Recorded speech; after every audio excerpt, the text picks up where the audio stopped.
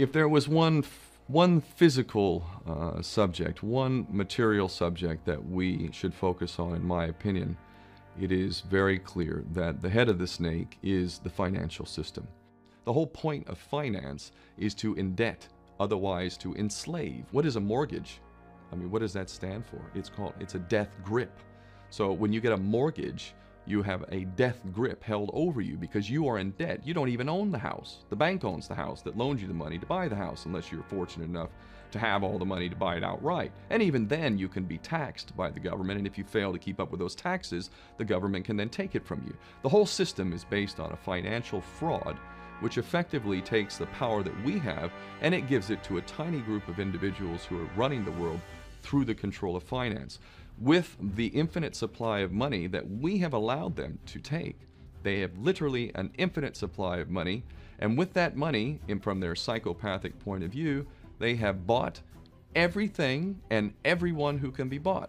So those of us who cannot be bought, because we operate on a level that goes way beyond the material, we are not rewarded for such behavior, we are punished for such behavior. And the most slovenly, disgustingly criminal, pedophilia, corrupt moral individuals, those are the ones that are rewarded in this system, which is upside down. We reward the pedophiles, we reward the corrupt, we reward the liars, we reward the people with no morals at all.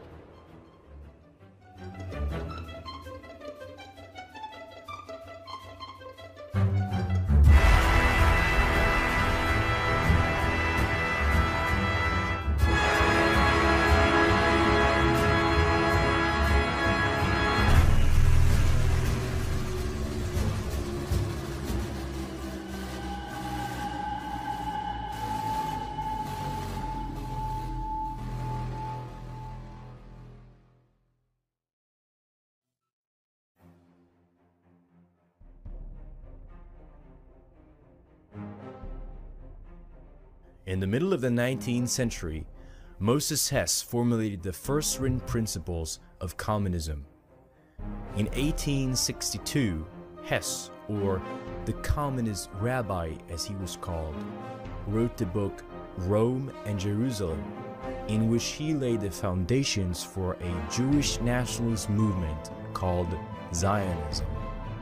In the book, he called on the Jewish people to become separatists and to prepare for the creation of a future homogeneous Jewish ethno-state.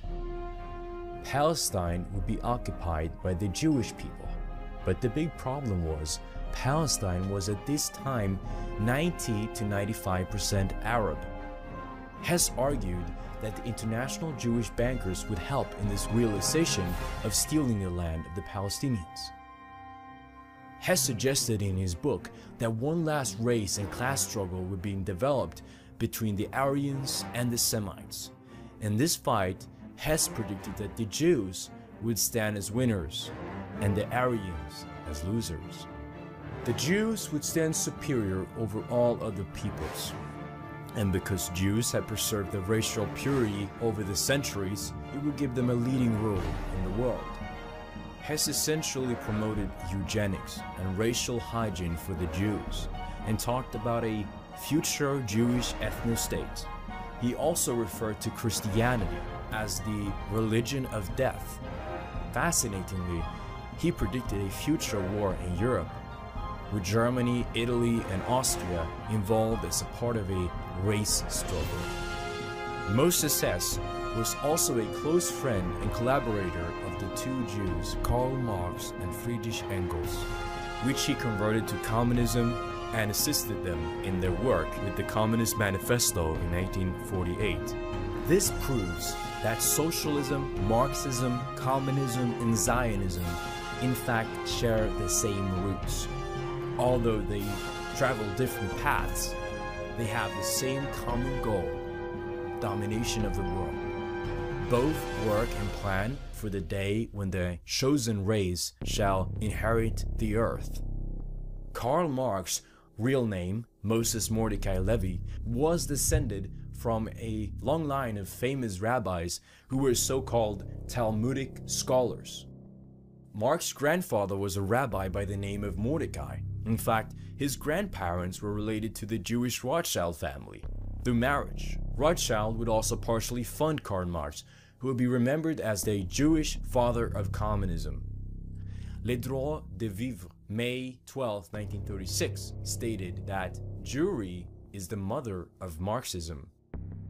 The Communist Manifesto laid out the ideology of communism. Its key points include a central bank with monopoly on credit, abolition of countries and nationalities, abolition of the traditional family consisting of a man, a woman, and children, abolition of private property, which means no rights for the people, to make it impossible for people to earn a livelihood by introducing heavy taxation, confiscation of property, abolition of the right of inheritance, a communist state, a communist monopoly on credit and banking, the media in total control of the communists. Women should not focus on family and children anymore. In their own words, communism wants to do away with the status of women as mere instrument of production.